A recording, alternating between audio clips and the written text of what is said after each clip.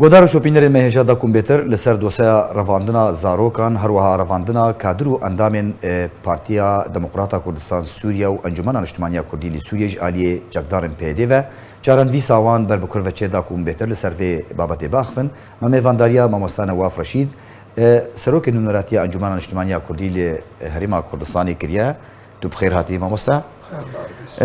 اوا مه سال لسر رواندنا کادر و اندام و سرکردین انا کسی اروهایم پارتیا دموکراتا کردستان سوریج عالی چکدارن پیدا و درباز بن کو هری داوی پنج کادر و مدیکارن انا کسی هاتنا رواندن حتی هاجی چارن وی ساوان ندیاره ون وکو انجمن اجتماعی کردی لی سوریه ونه چپکن و چکریا داکو اف کادر ورن سرباس بردان سپاس سلاف رجبوتا و همو گهداریتا شخوا دست بک درفتک پیروز باهیج بو هفته پین سالیا مزرعندنا پارتی دموکراتی کردستان عراق و هروهاجی پیروز باهیج بو سروک منظم و عمرك و تمنك دريش و سر صحتك و تندرستك باش هيفي اما اوا و هيفي دارن سركفتي بن بو درباري برساتا ادبجم هناك كماسي تيدا تشيبو كماسيك باش تيدا تشيبو حتى آنها بيدا بخوا وكا ام كرد بيجن وك مالا تير مال خويا يعني تنزاني دوزيل كيبكي هر يكي دسبيري ايدن ويك جوان كماسي هر منظم دسبيك اوي او يك جوان قاوي باوريه بو اي بري وان برادر و بری دانستاندن بیست یک جوان گاوی گوچارنوسا وان گرتیا بین اسکرن و دیار ببی و گوچارنوسا و بی خویانی کرن کال کنه و چاونه و چرنگی حتی آنها گرتیا وانش بو چیه مخابن انجمن اجتماعی کردی دبن هستی بردوامی یک ریزیان مالا کردی و دبن سوز و پیمانین گو امریکا و گرانتورا دان و وکو مظلوم خواکر گرانتورک و سوز دان و پیمان دان و ویچاره نوساوان دیار ببی و هنکی دان پاش قناغي وقافندي دانا بيش وك اولويات شكرن مخابن ادبجم وشاخي كما سياحري ما زنبو قرك حتاني چارنوس خويا نكرا برقافك شقافي باوريه بو لسرقو باوري بري نما بو جرانتورا هم ششتنك باوري تشبي بس افقافي باوريه براستي ايرو روج روزانه ویژه زیاده دبن يعني اول یک شرط و مرتی دیالوگی و گفتگوی سر میزاکی دو طرف دو آلینن تو چی بیت وقتی تو دیالوگی دکی گرک اف کشی هانی نمینن اف چتیگو ای طرفی همبری تا نرازی بوناوی جهه گرک نه کرن و سر کرتین گرتن و بردن و از نبینم های سرگو جارکی بری دمکی وەک خۆپێشندانێکی ژی چێبوو ئەس نابینم تهیوی و ئومید حتە دوان خۆپێشندانە وێدە ژبەر نەگەلێکی خەماوەیە وەک مگۆجی هەرێکی دسپێری ئێدن و ئەو دبێژێ جوانە شۆڕژگەر برنە و ئێدی دبێژێ ئەسایش برنە و ئێدی دبێژێ و کەس نزانێ بێل کو دێنە ئەس بێژم ئەڤیا گەرەک دوێ پشتی وێ قۆناغێ و ئەف شتێک و کەتن سەر هەف دەژی گەرەک ئانها هەگەر گرانتۆری ئەمریکی هەگەر بەگەری و هەگەر هینە پابند بێ بۆێ گرانتۆریا خۆ و سەرپەرشتیا خۆش بۆ گەرەک ئانها جارێک دی ئەنجومەن اجتیماعی کوردی بەگەرێ لەوێ خاڵا خۆیان ئەولی ji ber got êberê jî tiştek ji wan hate diyarkirin û îro roj jî roj bi roj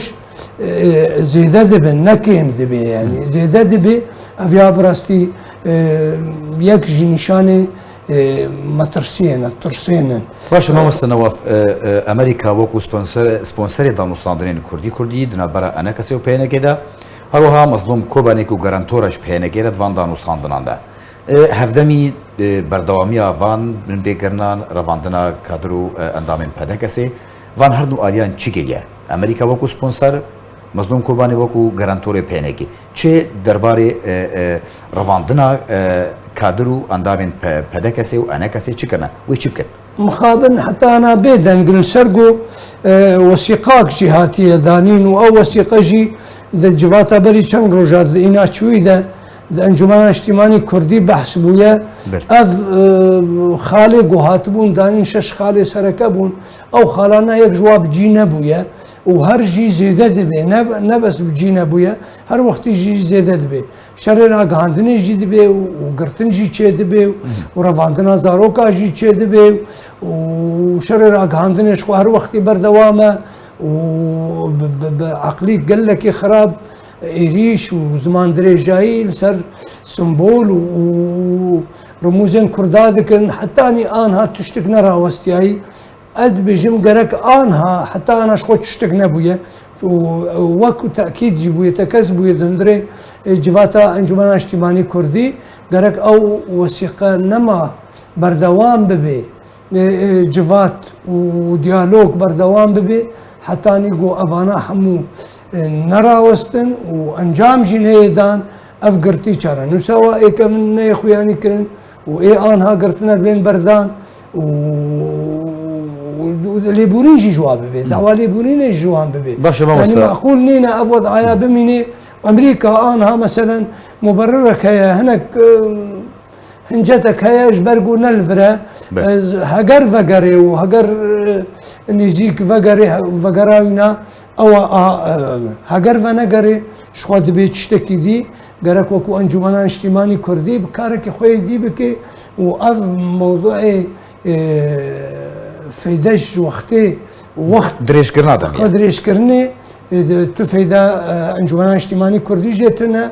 و نەباوەریژیش خەڵکێ ما چێ دەبێژ ئالیە vê دیارۆکیژیش ئالیە ئەنجومەنان نیشتیمانی کوردی باشە مەوەستە نەواف ینی وەکو تە ئاماژە کردی ژینها وەکو مەرج بوو بۆ دیارکردنا نیازێن پاک دنابەرە ئەنە کەسێ و پێنێکێدەش بۆ دەستپێکردنا دانوساندنان یەک ژمەرجێن وێ سەربەسپەردانا ڕەڤاندیان دیارکردنا چارە ڤیساوان بوو لێ حەتانها ئەڤ یەک نهاتێ جیبجیکردن لە ئالیەکی دیژی ڕێکەفتنێک دنابەرە هەردوو ئالیان دێت وێ دەربارەیدا ینی پێدێ نە ئەف جیبجی کردە نە ئەڤ ڕێکەفتن جیبجی کردە بەروڤژ vêyekêjî هەردەم ئیریشی ئەنە کەسێت کێ ئیریشی سمبولên کوردستانی دikê حتا چرا دەیە ئەڤ یەک دەبێ سفکاتیەک بهێشێ gelê Kurd Rojavayê Kurdistanê bi Kurdistanê giştî وڵا ez dibêjim anha gihayê asta gelek cara jî me gotiye xelkê me gerek bigin astekî nema xelk bi giştî nema qebûl bikin û encumena niştimanî Kurdî jî nerazîbûna xwe bidê xweyanî kirin û heger ev karê got dibê bi vê bi sifkayiya han bibê sînorek hedek jêr bêdanîn besa em pêkeniyê bikin yanî anha هات دياركرن تشتك نه ضغط نه فشار ونه تشتك وهر وقت وك خودكن وك بريجي دكتاتوراش خلقي خرد قوت وهون وك خواب بيجن وازيجي وك خوابكم يعني ام بمن اندفي استهانه ده تشتكي قال لك خرابه تو سودا ملتي مجتنا احري مهم ملتي مي وخلقي مي وام نكار تفيدي الخلقي خوابكن خلقي ما به فيد منو اي ما ينجي درد كفن روجانا ام زارن خلق درد كفن وروجانا رفي خورتي ما درد كفن وسدام كرياري واني خراب وشوتن افايا حتى كي جاردي امي حدا كي جاردين قرك انها امريكي براستي هلوستك زلال وبيدنجيا مظلوم حتاني في قناغي او جنماجي رزمنديه قرك ضغطك ببي يان ام ببيجن هريك الاليه خو اما وكو انجمن اجتماعي كردي بروجاك ما ارمان جما جدان ايوا وايوا جو خكريه الصلاه وكفاقد الصلاه يقو دكتاتور ونب اراده ملته ونب اراده خلقي حكم داريه دكن ايوا جو حكم داريه بكن امشي شراك دي بكن براستيجي تشتكي روج بروج وضع خراب دبي اگر پیدا کادرین و سربس برندان اگر د کریارو بن بیکرنه خدا بر دوام ما بری انا کسی لکره ازولد بینم اد بینم گرک ام ببيجن شرط ومرجي حري سركه ايجو انها ديالوج نما دس بكي وحتى نيجو اف شرط ومرجي هاني بيكنين او وثيقه ضماناتها بجيب جينبي خلقي مدر نكفن شار نساوى يعني نكي اف موضوعي رفاندن وزاروكي ما وخلقي ما دبي دري وشمالي وان دبن بهانه وهجتي والله الوسطى واي اف زاروكايا شو هالوسطى الزاني هنا السرنان دقري هنا السر افي دقري هنا السر خوارني دقري برستي افا تشتكي قال لك خرابه وتشتي خرابيه جو حريب ما حمودان باش جو خما جو بلكي قناغ وانا الى روج تشتن نمونه دبن افغانستان والغير افغانستان نمونه دبن يعني انها ما سودا ما فايده للخلق خو ملتي خو كريه حتى اني انها افقا صال الى روج او تسريتشيا دجين فقريان باجاره وبلدها وبهشمنديه خو بعقلي خو وبعادات وتقاليد خو فرد كنسر خلقي اما امي تشبكن هجر تشتكي وهالجا ما تشبه باشا مستبريا چند روجان اميداريا گشتيا انا كسل قامش لوجيفيا دوی جوینه ده چه گاف چه بریار درباره چارن ویسا واراواندیان با پیده هیا هر وها اتخوازم بحثا روشا عفرینی جی بکم اون وکو انا کسی اونه چه گاوان باویجن چه بکن داکو سلامتی اوان کوچبرین کو افا دمکه هلمتکه برفره هاتي انجامدان خلقي عفريني كوشبرين ويج كامبين شهباي ودگرن سر مالو ممكن خل عفريني ون وكا انا كسيوني تشي بشطوانيه جوارا بكن اما اشوا درباري فينا مقوت او بلغاغو هاتبو توقيع كرن بحزريا امريكيا ومظلوم او يا بحسبو دفي بجيب بي وقبول نبي او مثلا شهر نوسا قرتيا ودفي زوترين وقت جبرقو جرانتور نحازره اف دوز بويا وتاكيد سر بويا باش درباري عفريني اد بجم عفريني تقوت هلمتا اد بجم سر هلدانا سر هلدانا اف خلقيقو انها فدقرن لسرقو وبروباغندا بهذا جبر هنا نهات يفهم كرن جي خلقيبه شاوى ديروك اذا جي نهات يفهم كرن دولتك هاتيه تدبجي احتلال كريه داقير كريه تدبجي في خلقي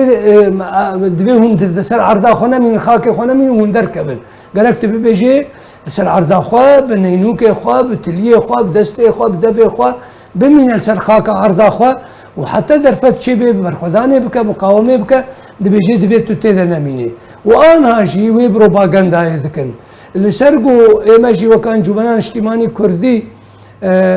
كوميتك هوباش هبودنا برا مو ائتلاف دو بسرپرشتيا دولتا تركيا جو ام كاربن تشاوا ضماناتها بدن خلقي مخابن حتى انها بريفا نبو بريفا نبو تشتك نبو يا حتى انها إلو روش خلقي ما فدقرن ام زاننا في خلقي فدقرن جي ايمنن خلقي ايمنن ايجو نبه الوسطى بيدرنا وختي بيدا دروجاغو هات وكرن وانكرن مرطال بر مشكا وكشتنا وفي شكي ايري شيوان دبون وانكرن مرطال شخورا وختيقو هاتن جي دركتن دبيجن جنابي ونفقرن حمور رجل بر وانقرتن بس إلو روج ادبيجم دس سرهلدانك رابرينك خلقي فقد في ام بحمو هيزو قوتا خوا ام هرن بدولتا تركي جرجيرونن وام بائتلاف يرجرونن وام كاربن براستيجي ضماناتا بدن في خلقي قوتي انا بي ضمانات دفي قرك ام انا ضمانات اش خلقي تقديم بكن ولو امنا يعني بروباغندا ايرو روج خلق فتقريت بروي بروباغندا يرى وبحث كرد دراك عندنا خذا